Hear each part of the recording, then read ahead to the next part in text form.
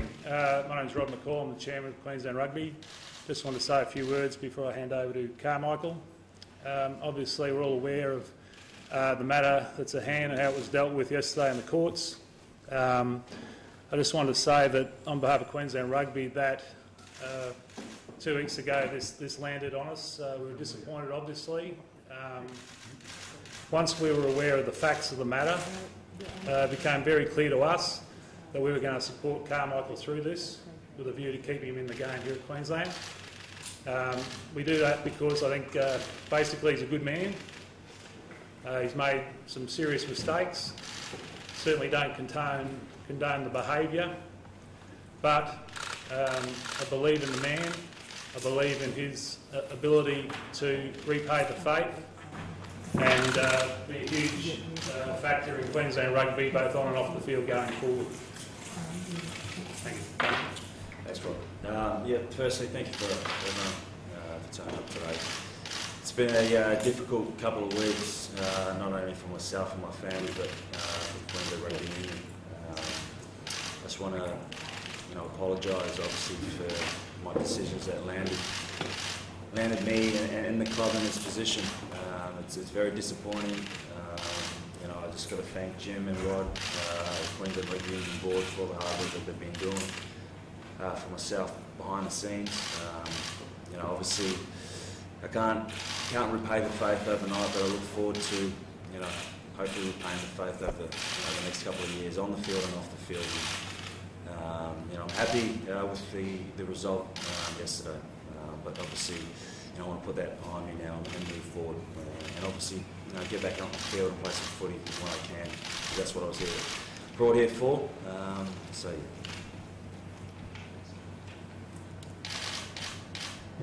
So we thought we might, rather than say much more, was just open it to the floor for questions, and we'll do our very best to try and make some sense of this for you.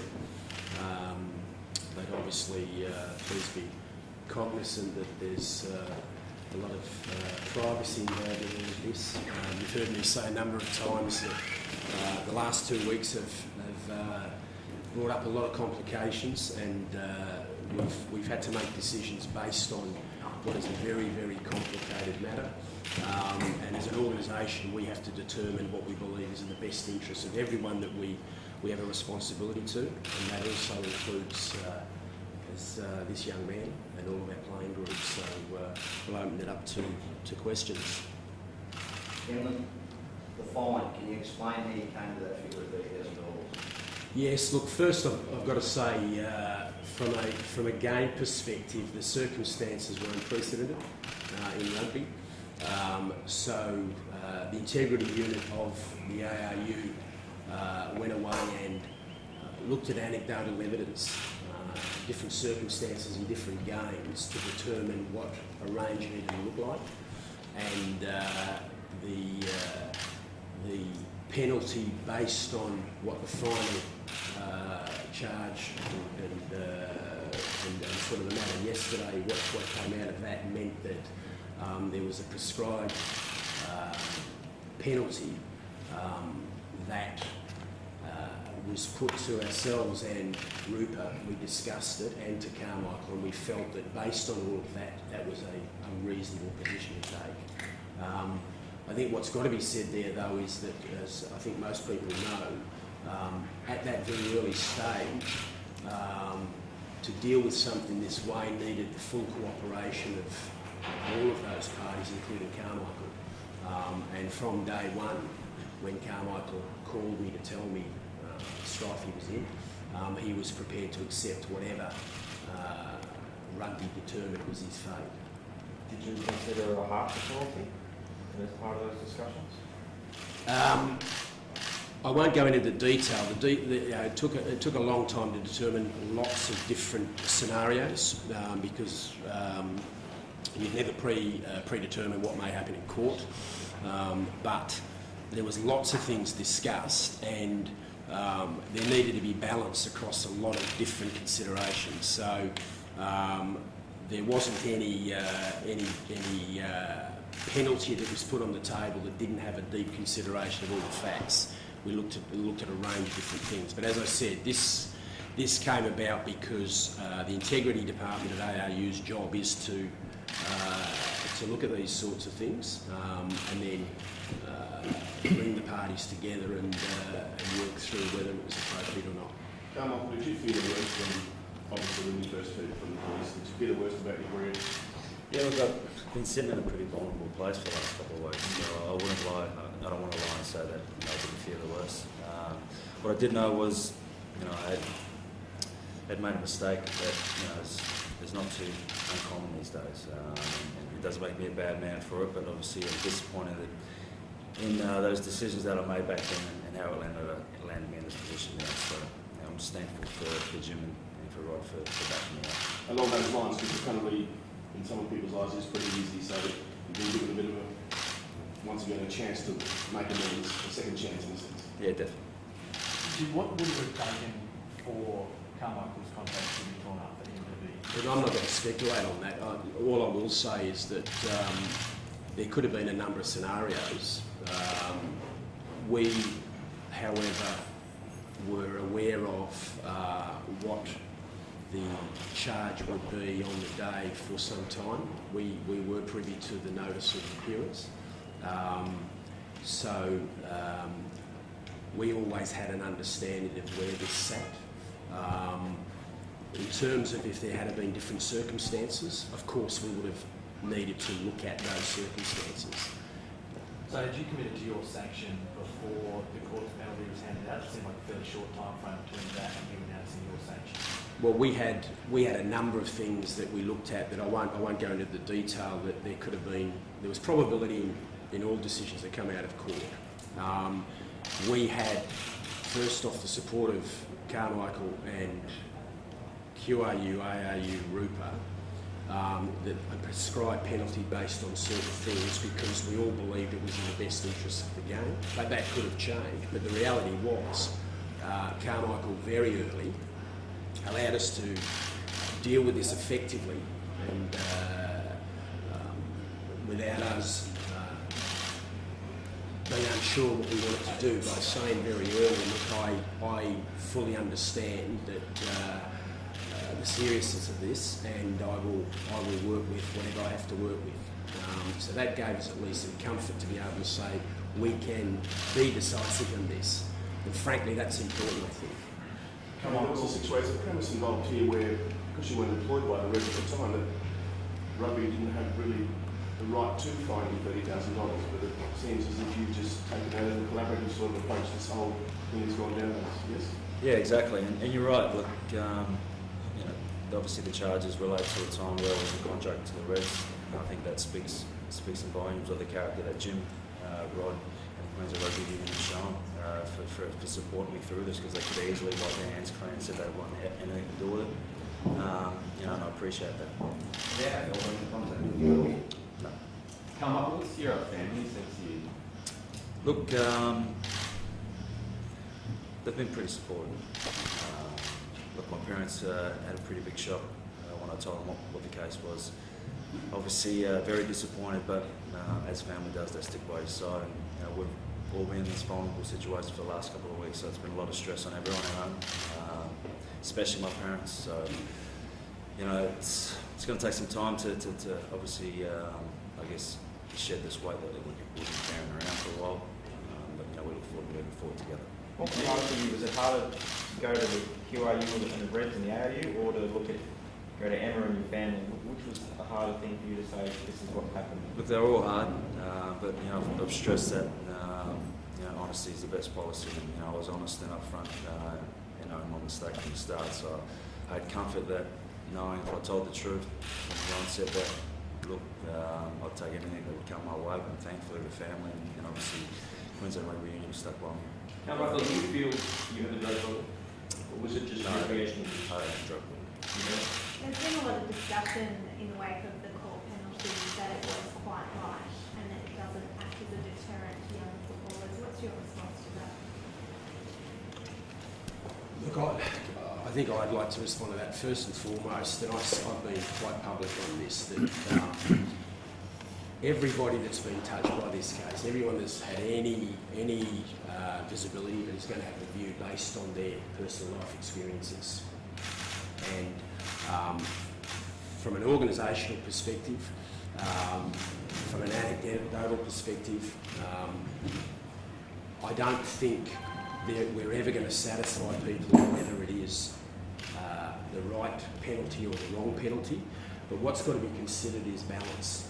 Balance in terms of the wider issue that concern us, because there's a lot of things that we have to learn from what has happened. As I said before, this is something that is unprecedented in our circumstance, and that certainly doesn't mean that it won't happen again somewhere. So we've got to be very, very mindful of all of that. So we've got to consider that a court has imposed a financial penalty, and then when we consider everything else, including how you deal with the problem that we genuinely believe is a bit wider than just sport, how do you ensure that at the right level of deterrence, how do you send the right signals, and then most importantly, how do you bring education into the environment? This won't be dealt with and remedied in terms of rugby by simply imposing a penalty. I wish it was that simple. So from an organisation, that's how we feel. I think it's probably something from Carmichael's perspective that with all the emotion he's going through personally, and you know the question was asked, what's harder, telling us or telling his family? I certainly hope it's his family. But he's got different emotions going through, so I don't think it's possible for him to think if it's right or not. He's been very, very contrite from day one, and that's had a big bearing on how we deal with this. You're a young couple in the elite sporting arena.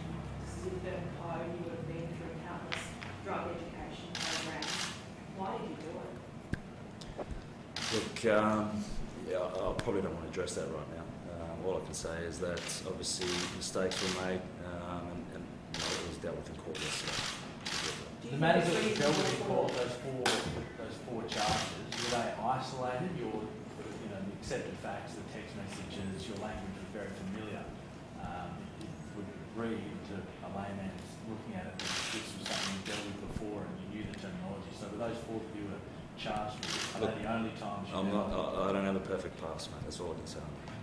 I think it's also important to understand that those people were under surveillance up until recently, and October the 3rd was the last occasion that Carmichael was brought into that. I think that takes consideration. What's your position on drugs in Look, obviously, you know, my belief is that it's a social problem. It's a problem that society is facing. It's not a footy-orientated problem that's just isolated to football players. I think it's a wider issue here. And look, me personally, moving forward, I just want to obviously do the necessary counselling and get the understanding of, I guess, what goes, you know, through people's heads when they make decisions to obviously cross that boundary. On this though, Carmichael's defence, because I'm concerned that, you know, there's a lot of emotion for Carmichael at the moment. There's not too many people in society who've made mistakes other than sportsmen who are going through this public sort of scrutiny. That in itself is an enormous deterrent. That means that there is a number of things that we as an industry need to do to give, whether it be Carmichael or any of our sportsmen, an opportunity to be able to learn from that mistake.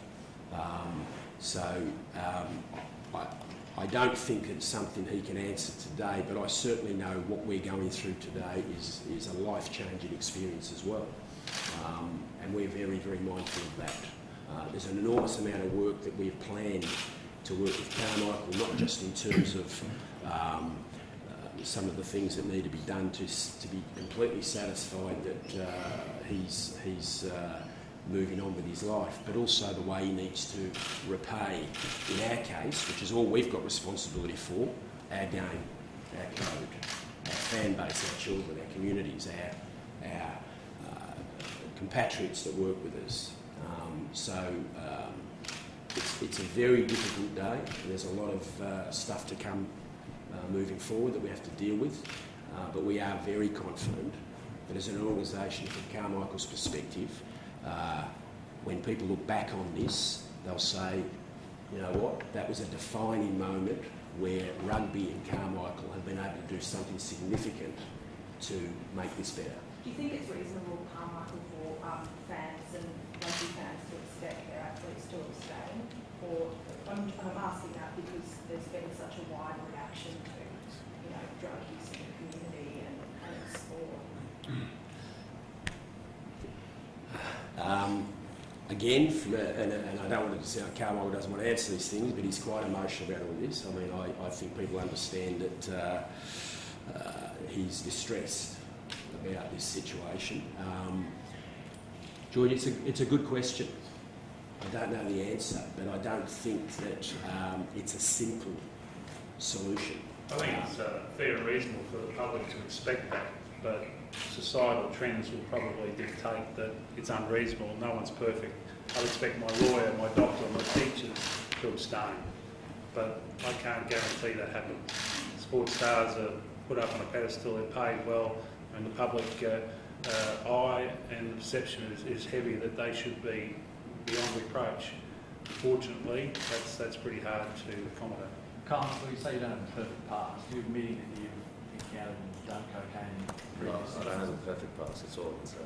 Having played across 3 codes now, there's been a lot of speculation with this whole investigation that cocaine is quite common among elite sports. Is that your experience? Look, I think it's a problem for society, not just sports in general.